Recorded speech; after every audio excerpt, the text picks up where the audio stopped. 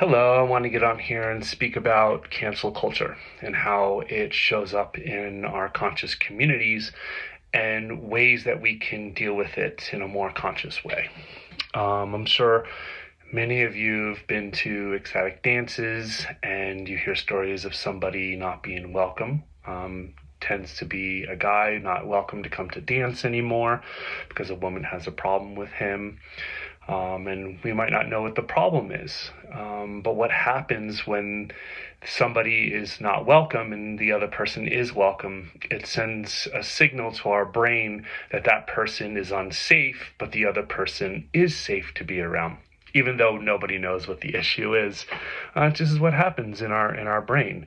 And so one of the beautiful ways to deal with this is if there's conflict in a community between individuals, that we ask both individuals to not come to the event until they work on their differences and come back into harmony or restorative justice or go through conflict resolution, so that it shows the community leaders, and the individuals that nobody is right or wrong, that they're taking the necessary steps to actually bring harmony back to whatever disharmony is taking place.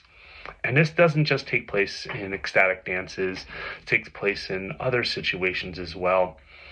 But what I'd like to say is when somebody is saying, hey, I don't want this person at the event, and the other person is allowed at the event, it sends a signal to their mind that they are winning to their subconscious, or that they're got some power over the individual, that their discomfort with this individual is so important to the community that the community is going to take care of them, that they're the victim. And so what we're doing is we're playing into what's known as a low drama trine. If you haven't heard of this, it's a beautiful thing to check out. This trine focuses on the victim, the savior, and the victim, the savior, and the predator, or the person doing bad. So we'll just say the predator in this moment.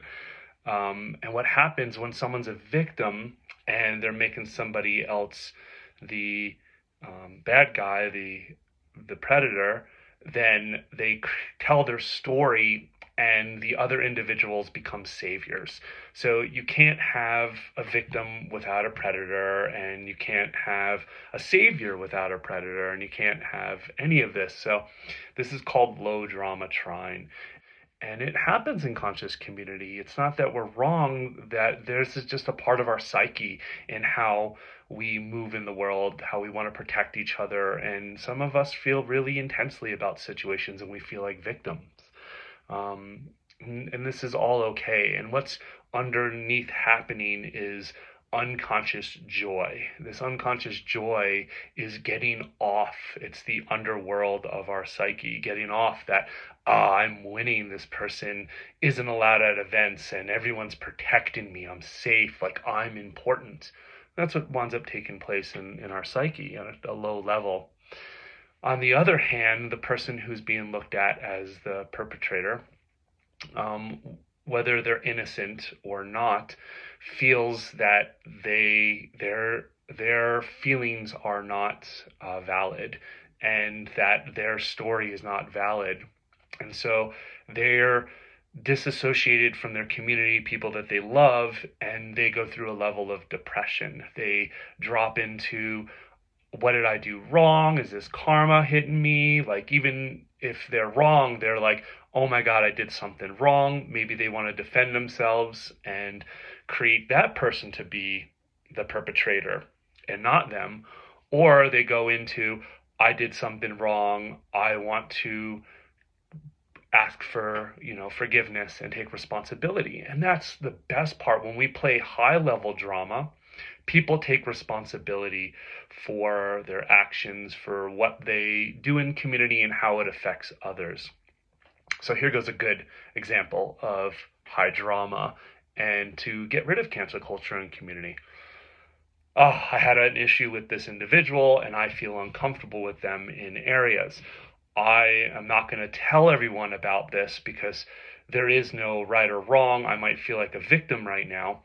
but I want to take responsibility that I decided to do this with this person, or I involved myself with this person, that I put myself in this situation. So I take responsibility for me putting myself into this situation. The individual that might be the perpetrator in this particular situation says, wow, I did not realize what I did affected you in this way. I would like to take responsibility. What is needed for you to feel comfortable with me and us come back into residence um, and actually move forward. And now that I know how to treat you and love you, basically, we're trying to teach each other how to love each other. How do you want to be loved? How do I want to be loved? And since we come from different backgrounds, different cultures, there's different ways that we've learned and have these different conditionings of how we have these interactions. And then we actually don't even bring in a savior. Savior doesn't even have to be part of it, because what's happening is both parties are taking responsibility for what took place. Now, I'm sure some of you are saying, what happens if this is assault on a woman? Say a man assaults a woman in community. This is a high level aspect of drama, and an area where cancel culture is definitely going to show up, and ostracizing the individual out of dance or community events are going to show up. And this is a big deal, and it should be taken seriously.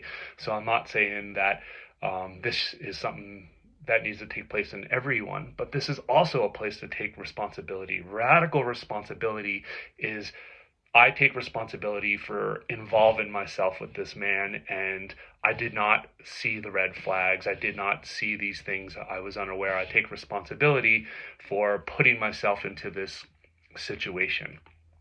And they were also a victim, though. They're also taking responsibility. See, they're taking responsibility for how they got involved in the situation.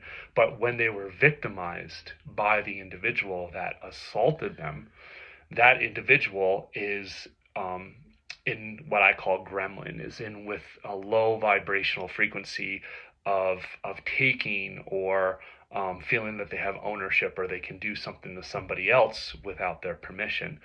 So in that case, that individual was wrong. It's wrong to assault another individual. That person could also take responsibility. And who knows, maybe it was, hey, we've been connecting for a while.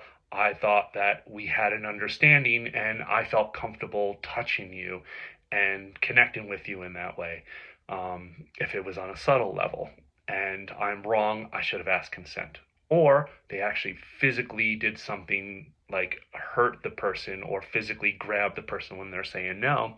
That person can still take responsibility. This is called restorative justice.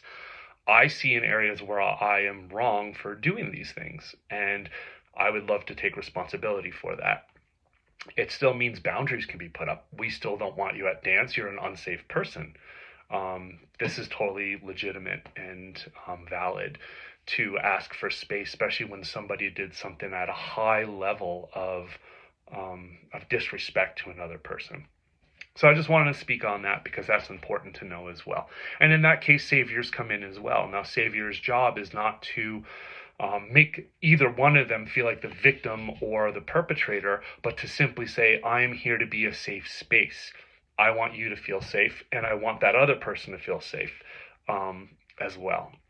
And to hold the space to hear what needs to be said, to see the truth come to the surface instead of creating stories.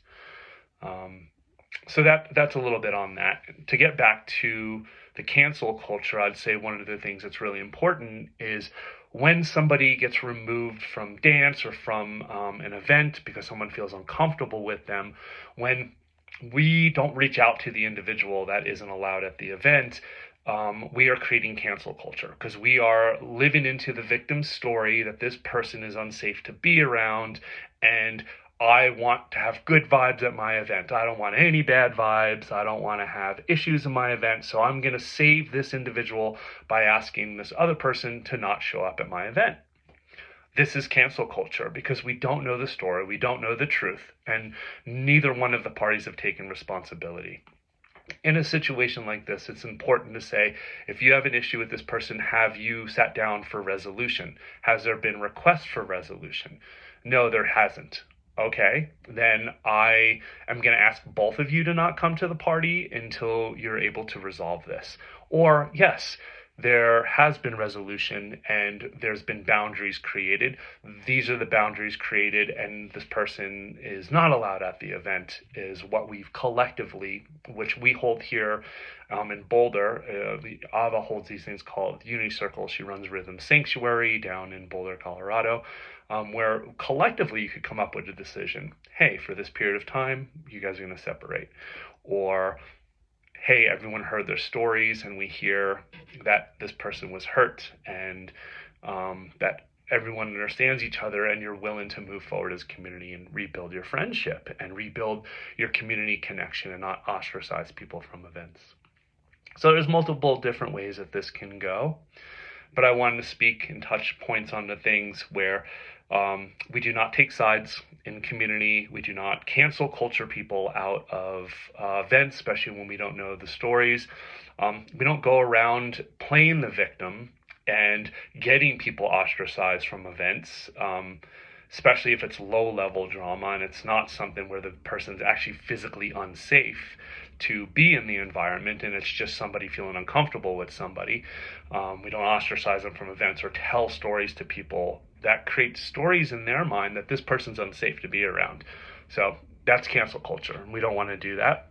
And we don't play the Trine. We don't play the victim, perpetrator, savior on the low drama. We step into high drama and actually come into restorative justice and come back into resonance and harmony.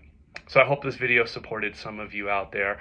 I know some of you have been on both ends of the spectrum, and some of you have been in the community to witness this and see it play out and feel the discomfort. So I have a lot of heart and a lot of empathy for these situations. And so I appreciate you so much. Have a good day.